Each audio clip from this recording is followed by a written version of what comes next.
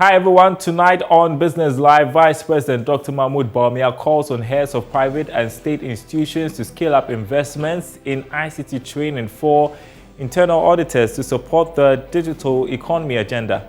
Provide the necessary training in IT infrastructure to enable internal auditors add value in the digitalized environment. We have more from the opening of this year's Internal Audit Governance Conference. Also coming up, government will engage all exploration and production companies on improving gas flaring policy. We'll tell you why that is important. We have a zero tolerance policy, except for technical reasons, and we face some challenges recently, as about 2018, 2019, when we were recording lower volumes of oil. Plus, canoe and fishing gear owners raise concern about erratic supply and management of premix fuel distribution. We'll have more as they call for intervention to save the fishing industry.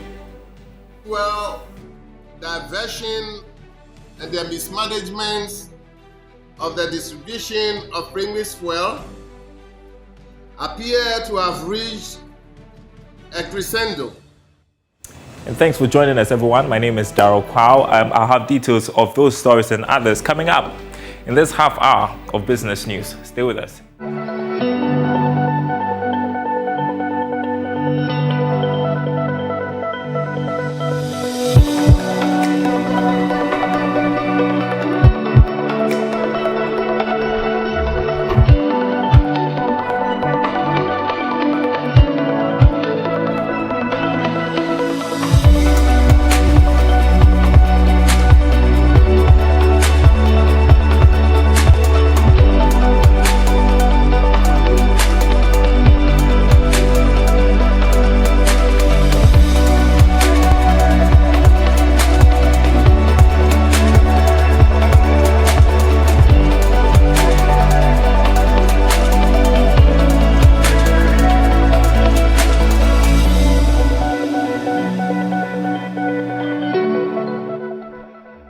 Well, first up tonight, Vice President Dr. Mahmoud Bawumia has called on heads of private and state institutions to scale up investments in information and communications technology training for internal auditors. He believes such a move will support the digital economy agenda, especially in the area of fighting corruption. The Vice President was speaking at the opening of the 2022 Annual Internal Audit Governance Conference in Accra. The National Audit and Governance Conference, a gathering of internal auditors and stakeholders in the industry, was to deliberate on the role played by members in advancing the economy. Speaking on the theme, Elevating Impact in a Digitalized Economy, Vice President Dr. Bawumia stressed the need for internal auditors to keep up with the digital revolution to improve efficiency. According to him, internal auditors play a critical role in their various institutions and must not be left behind. I also advise boards and heads of institutions, both in the private and public sector, to provide the necessary training in IT infrastructure to enable internal auditors add value in the digitalized environment. As you continue the rest of this year's annual national conference, I would challenge you all to see yourselves as digitalization champions in your respective institutions. Chairman of the Public Accounts Committee in Parliament, James Kluche Aveji, called on the Institute of Internal Auditors to enhance capacity of their members in all sectors of the economy.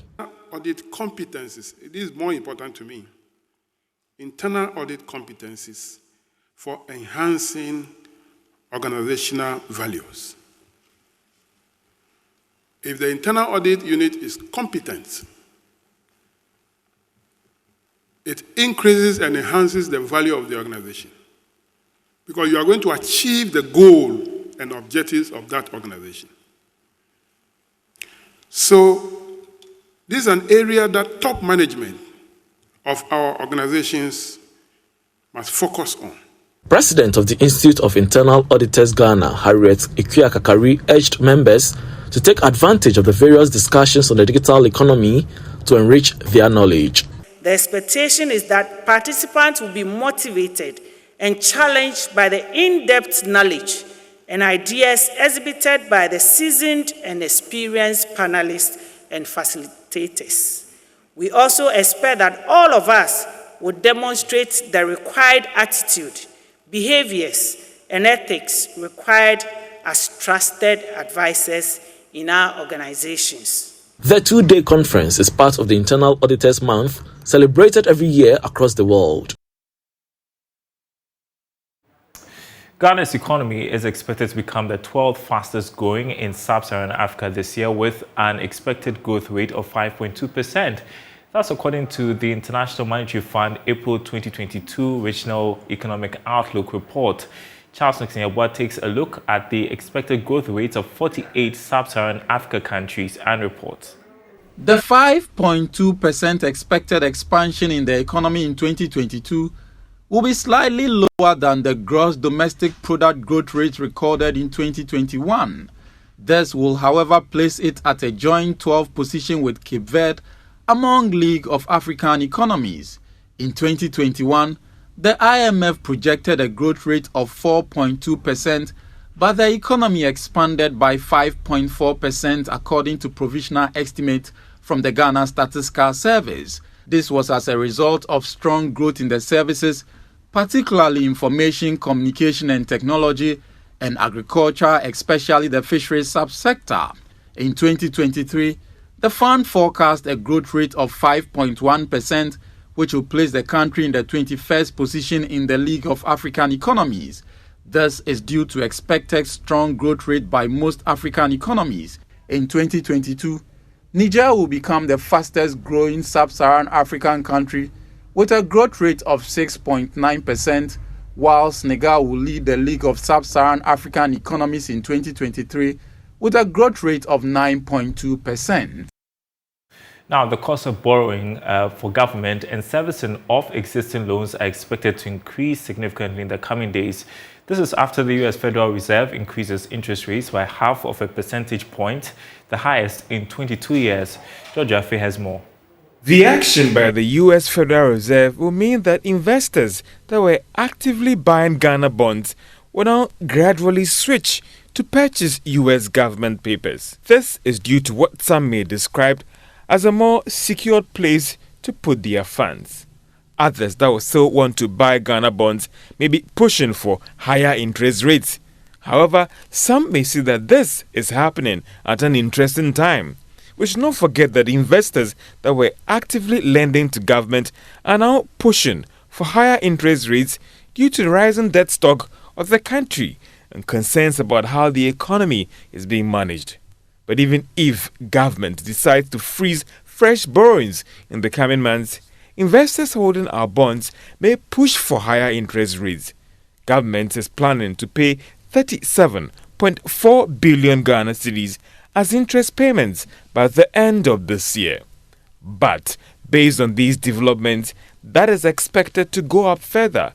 This may force government to cut spending in other critical areas, including the construction of that road in front of your house, to look at how it can pay and settle these debts. Now, government will engage all exploration and production companies on improving gas flaring policy. The no gas flaring policy was adopted by the country to protect the environment, but has been criticized by some industry watchers due to its impact on crude oil production. Speaking to Joy Business, a Deputy Minister for Energy, Dr. Mohamed Amin Adam, said government will be engaging the firms on a possible common ground, although it has no intention to back down on the policy.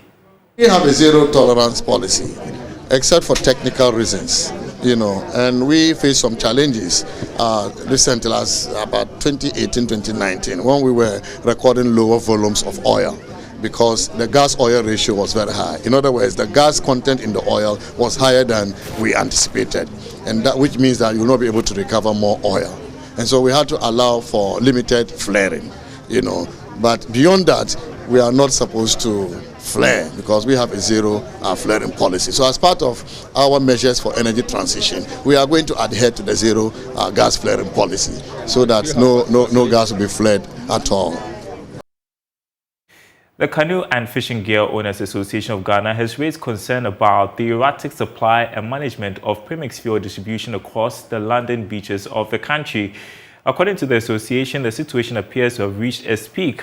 At a news conference at Sege in the Greater Accra region, a National Executive Committee member, Daniel Soti, called on the president to intervene. There's more in the following report.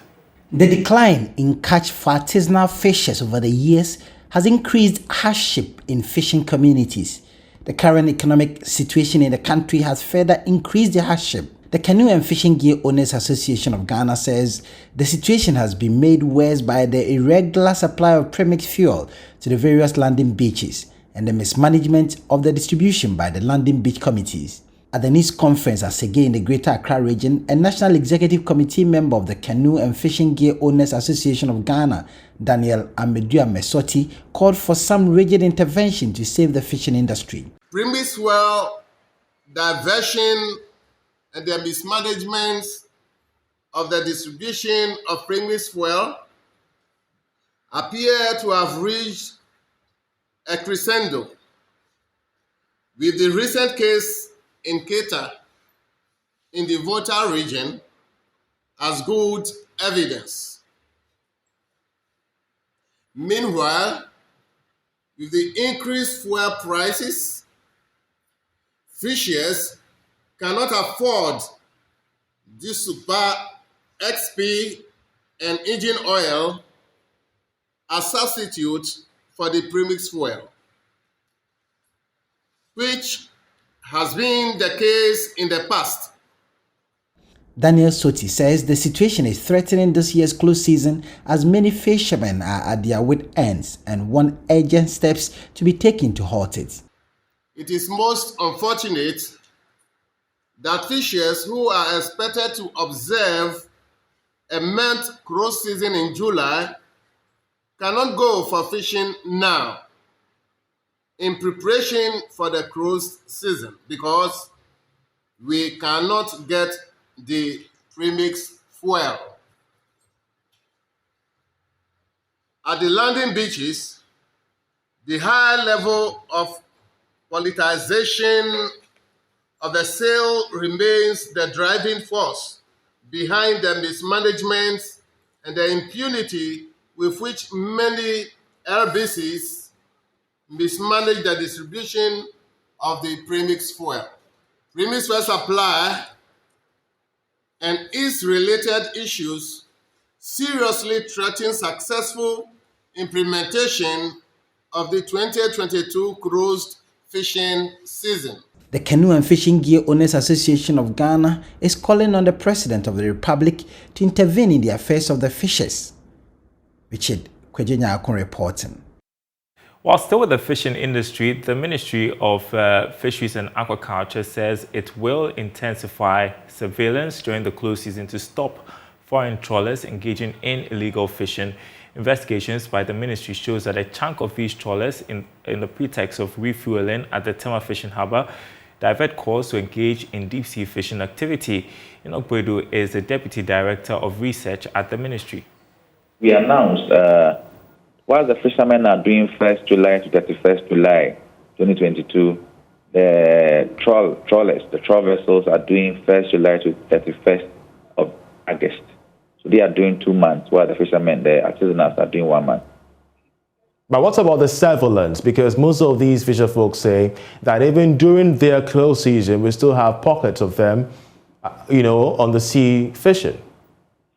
Honestly, we've seen this, we've heard of these allegations, but so we made the minister to call for we have this vessel monitoring system in our office in Tema where we monitor via satellite what the activities of all the vessels. So we called for it, and then we realized that within the period, none of the vessels moved. In fact, there were evidence of movement, and the movement we were informed was that they had to go to Tema to service go to Takrady rather to service their equipment. And we checked, we wanted to just verify whether they were within the period that we asked them to go, they did trawling or not. So we checked their speed on the movement, and the speed showed that it was a movement speed, not a movement for trawling. So this one also helped us to abreast and to confirm that within the period, none of the vessels did the trawling. And you're watching Business Live. Still to come, MultiChoice marks first anniversary of Akwaaba Magic Channel as it promises more investments in Ghana's film and arts industry. Contributed in 2019 $600 million to the GDP of Nigeria. Guys, that's got to tell us something. We've got to be able to make the same sorts of contributions to Ghana.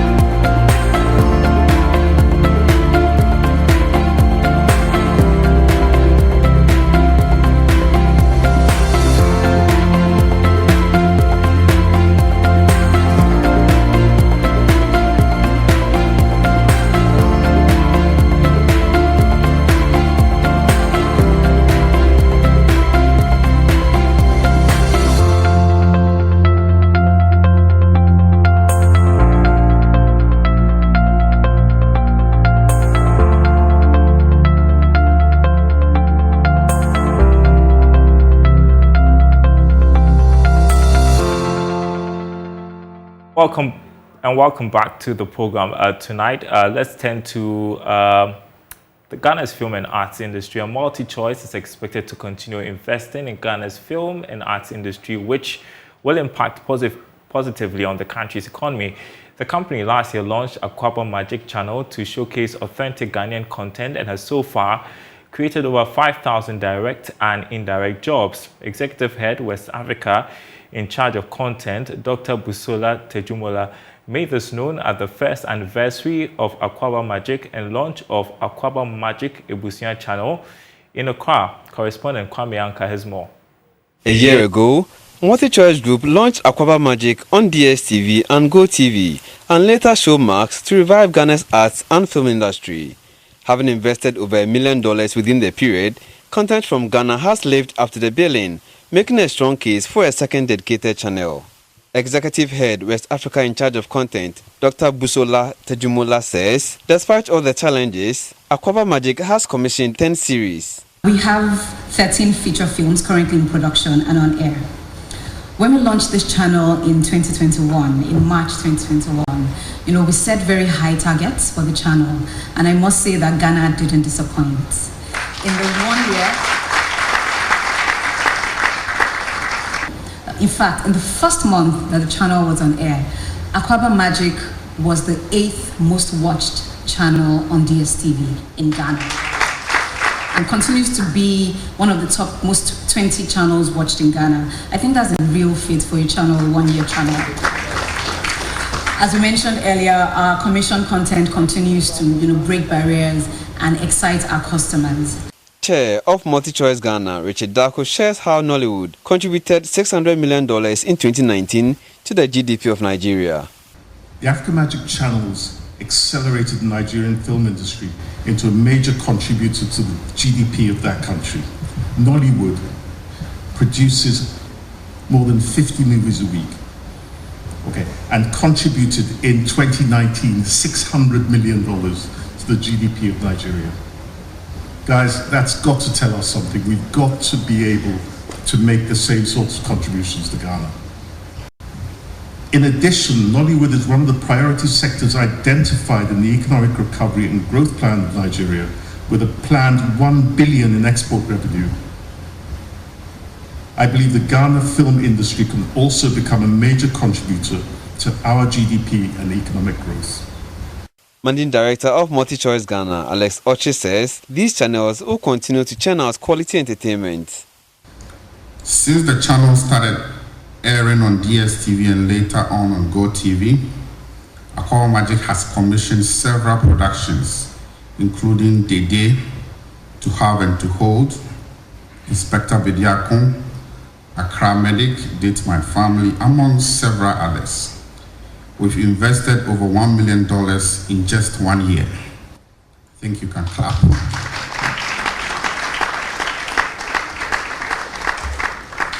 So with all our productions shot in Ghana by Ghanaians, the standard of living and livelihood of various communities have been positively impacted.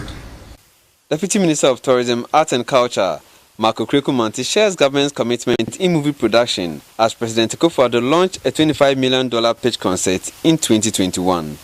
He says government will address regulatory issues as well as help get investors for the industry. At the moment, we are working on the culture policy. And I'm sure you all know about the Creative Arts School coming up in Kumasi. National Film Authority is operationalized. The Creative Arts Agency is about starting. The Creative Arts Agency will give birth to the Creative Arts Fund that will support practitioners like you. A few weeks ago, President Akufo-Addo went to London and launched Destination Ghana. The idea is to reignite year of return beyond the return, which the creative industry would also benefit from. Meanwhile, channel manager Akwaaba Magic, Kennedy Denchapa, says more platforms, including digital ones, will give the industry extra mileage. With every opportunity, every space, there are challenges. Our biggest challenge is talent. We are looking for the next big star. We are looking for the next big producer, and we continue to support them. But from government, we say regulation needs to be tightened up. Piracy needs to be controlled, because we need to show Ghana to Ghanaians first. We cannot continuously be having foreign content on our screens. It's important that regulation is adhered to. MultiChoice is expected to invest in people through several initiatives that will unearth more talent across the continent. The Ghana-Britain Partnership for Innovation and Entrepreneurship program has been launched at the University of Cape Coast. The project has a goal of bringing to light successes and opportunities available to the youth in the area of innovation and entrepreneurship. Launching the program, lead of the Ghana-Britain Partnership for Innovation and Entrepreneurship, Professor Desmond Omane-Champon, underscored the need for Ghana to equip its youth with entrepreneurial skills to make them competitive anywhere they find themselves. Here's Richard Kurinyako's report. According to Professor Desmond Omane-Champon, if the skills of the youth are properly harnessed, it will increase the working age population, which could promote high productivity and a more robust economic growth across the African continent. He says in the light of the numerous opportunities available to the youth, the British Council designed and introduced the Innovation for African Universities program, which is a part of a growing global partnership program. The IAU program aims to foster culture of innovation and entrepreneurship within universities and facilitate the development of knowledge and skills required to build industry, companies, products and services. Additionally, the program is designed to promote the development of Africa-UK Universities Partnership that builds institutional capacity for higher education engagement, and entrepreneur and innovation ecosystem in the selected African countries. This year, British Council rolled out another program, christened Community Building Project. And the aim of this new project, which is an offshoot of the IAU program, is to foster closer collaboration among IAU project partners in a particular country for a better community impact. This informed the design and start of the project Ghana-Britain Partnership for Innovation and Entrepreneurship, dubbed GBPI. Pro-Vice-Chancellor of the University of Cape Coast highlighted how the university was putting in place structures and programs to make the university an entrepreneurial one. She indicated that the university had begun reworking its curriculum to enable students that are trained there acquire entrepreneurial skills before they graduate from the university. Professor Rosemond Bohini believes making the student acquire 21st century skills is the university's current direction, and all structures are being put in place for its success. Currently, what we are doing is we are revising our curriculum. We have a team that is looking at curriculum development, and what we are trying to do is we want to incorporate the 21st century skills into our curriculum. And you talk about entrepreneurship, you talk about ICT skills, you talk about innovation, you talk about creativity. These are the 21st century skills. And what we are doing now, we've started training or doing stakeholder analysis with the departments and faculties. And we are hoping that in the next 1 year, 2 years, if we are revising our programs, we'll make sure that all our programs incorporate the 21st century skills. And when they are able to, our students are able to develop these skills, they will be able to operate anywhere they find themselves, whether in